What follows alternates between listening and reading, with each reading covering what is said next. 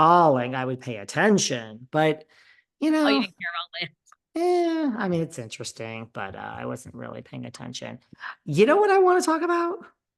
Ah, We what? have not talked about the one, the only Miss Manzo detailing the hands that were near her private parts by Miss Glanville.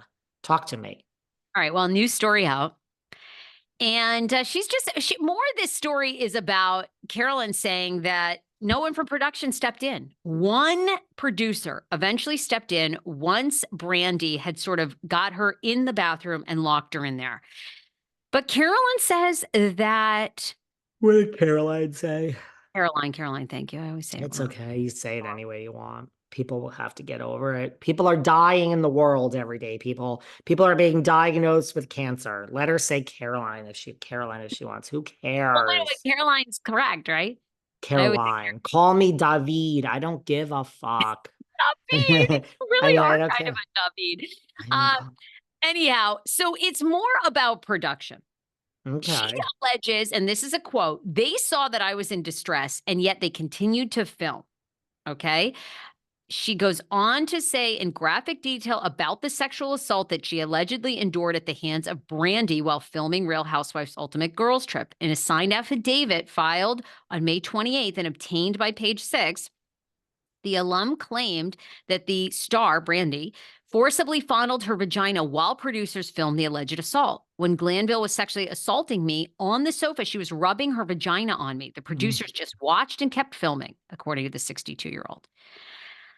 And then she goes on to say that production did not separate Glanville from her and instead continued to feed Glanville with alcohol and allowed her to follow Manzo into the bathroom where she threw her against the bathroom door, causing her to hit her head. Glanville then locked me in the bathroom where she forcibly fondled my vagina against my will, with Manzo further alleging that producers did not help despite witnessing Manzo's escape attempt.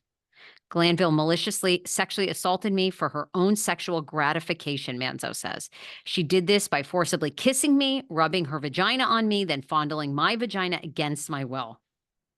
Manzo claims she requested production not ask her about the alleged assault during her pickup interviews back in New York City because she was visibly suffering from anxiety, depression, and post-traumatic stress. The Brownstone owner, however, claims production forced her to relive the sexual assaults to create more drama in the interview for their own ratings and profit. Now, at one point I did read, she did say, I think one producer, assistant producer did knock on the bathroom door and I think eventually like opened the door and kind of like broke up the situation. But she really, these are the new details that are coming out. And by the way, Brandi's lawyers deny all this. They say, they'll have their time to claim their statements and that this is grossly exaggerated. Although she's not suing Brandi at all. So I guess they just want to make statements just to clear Brandi's names because she said it. This has been tough. I mean, look, she's suing Bravo. She's suing production. She's suing NBC. Andy Cohen stopped by Jeff Lewis, knocked on the door, called her out when Jeff was in New York, called her out to say, thank you very much. I understand you're not going to be suing me. I understand you're going to be suing NBC and Bravo and not me personally, unlike Leah McSwiney, who is suing me personally, so that's why he called her out of Jeff Lewis. Do I believe all of this? Look, do I believe Brandi has a heart of gold? I do. Do I believe Brandi was being Brandi, what she's been rewarded for 10 plus years on Bravo? I do. Would I act like this, knowing having run HR and being a lawyer and just knowing how the life works? No. Do I think Brandi meant any harm by this to her? No. Do I believe all of this? Yeah. Do I believe producers watched it happen? I mean, that is the show that we watched. I mean, we saw Brandi slap Lisa Vanderpump. We saw her grind on people. We saw other people grind on people. This is the culture of what. So I do think that producers weren't really aware that we're in like a different environment now. This all happened. Bethany's reckoning and McSwiney is suing.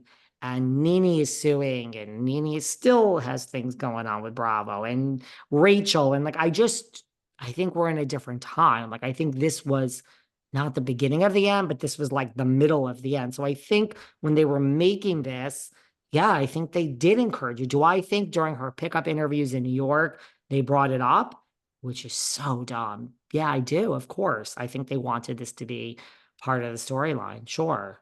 Without a lawsuit, this could just be a fun little thing now, right?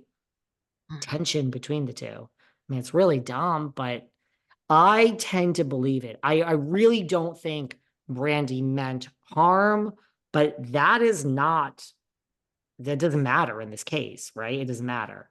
If Ariana met the definition of dissemination, regardless of who she sent it to, she is in trouble. I don't give a fuck. It's a statute. You broke the law. It doesn't matter whether Brandi meant harm. This is producers. The lawsuit's not against Brandi. Yeah, I do think NBC, I've said this from day one.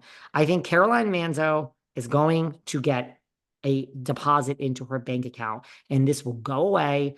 And my understanding from day one, and I know this for a fact too, she really tried to avoid all of this, Caroline. She Like did? she I mean, she didn't want to avoid this, but before it was out to all these people listening, she tried to say, we will sweep this under the rug. David will never know about it. You'll never know about it. Caroline wanted a settlement oh, quietly before any of this. I know this for a fact. oh, They were working and trying to go to arbitration, but I heard that she wanted like a huge number. Like, I don't think she wanted $1 million to be quiet or 2 million. okay. I think she wanted like a huge number. And Eight so and of a million course, dollars, some like insane thing, and they're like, we'll pay right. the attorneys $1 Because million. look, think about it. Like, they don't want this out there. So if they could look, what do I know? Do I believe that NBC would have given her $1 million to just have this go away and not in the public eye? I truly do. I truly think if she wanted like $1 million, they would have just been like, here it is. That's my opinion. I heard she wanted like $20 million or something. So Oh man. here we are. I don't know where this is going to go. I mean, this might go to court, but if it doesn't, it could settle on the courthouse steps.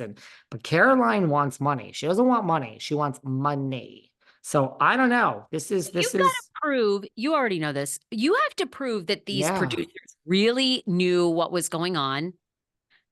Maybe they did. I'm not saying they didn't, but you gotta have prove to it. prove that, they didn't make any attempts to stop it, that they have actual evidence that they tried to keep feeding Brandi alcohol. Phaedra Parks keeps saying roll tape. So Phaedra seems to think there is no tape, but yeah, you That's the got to thing. prove all this. Is there a tape? Is there? This And sounds this is very serious, obviously sexual assault. We take this serious. All these women should be heard coming forward. I mean, my God, look, thank God for Cassie, like, in that video coming out. There is, there is a rumor out there, and this isn't me saying that I believe let's this, but hear it. there's a rumor out there that Carolyn was like a willing participant up until the bathroom scene. Like they were kind of having this lesbian moment.